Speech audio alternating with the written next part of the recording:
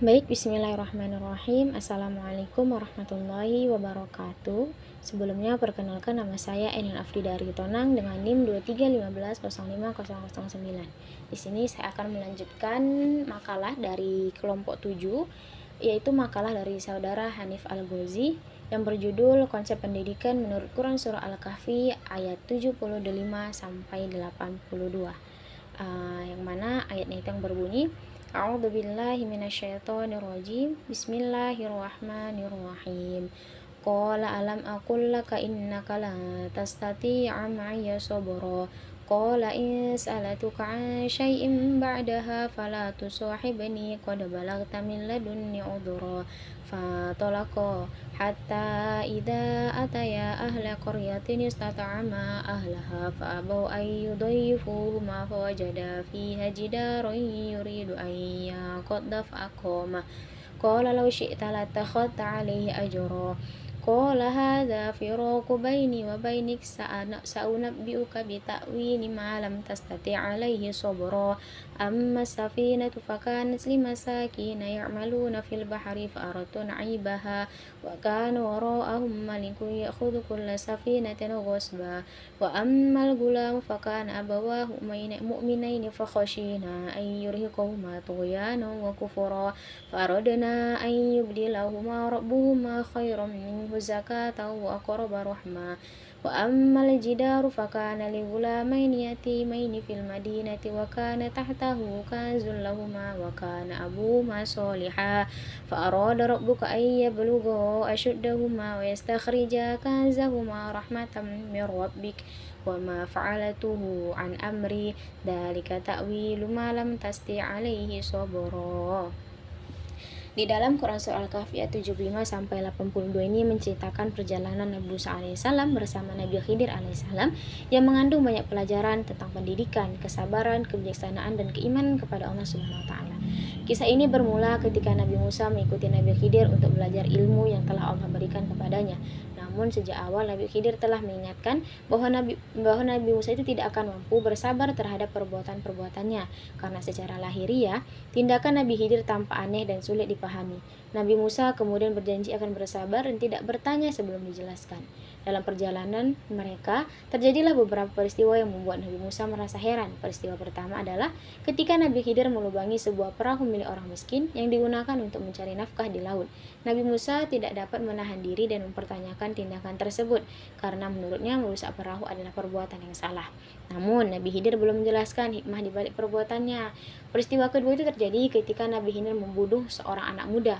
Nabi Musa kembali terkejut dan menilai tindakan itu sangat berat karena membunuh jiwa tanpa alasan yang jelas dan merupakan dosa besar. Tetapi Nabi Khidir kembali meminta Nabi Musa untuk bersabar. Peristiwa ketiga terjadi ketika mereka sampai di sebuah negeri yang penduduknya menolak menjamu mereka. Walaupun diperlakukan dengan tidak baik, Nabi Khidir justru memperbaiki dinding rumah yang hampir roboh tanpa meminta upah sedikit pun. Nabi Musa pun kembali bertanya, mengapa beliau tidak meminta imbalan atas pekerjaannya?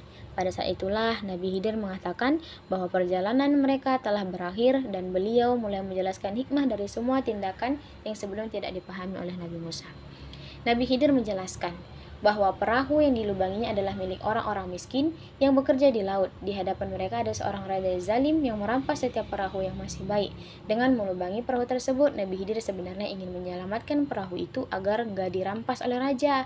Peristiwa kedua tentang anak muda yang dibunuh ternyata memiliki hikmah yang besar, karena anak tersebut ditakdirkan akan menjadi orang yang kafir dan dikhawatirkan akan menyeret kedua orang tua yang beriman kepada kesesatan dan kekufuran.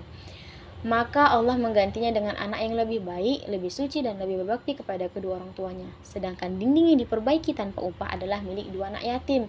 Di bawah dinding tersebut tersimpan harta warisan peninggalan ayah mereka yang soleh.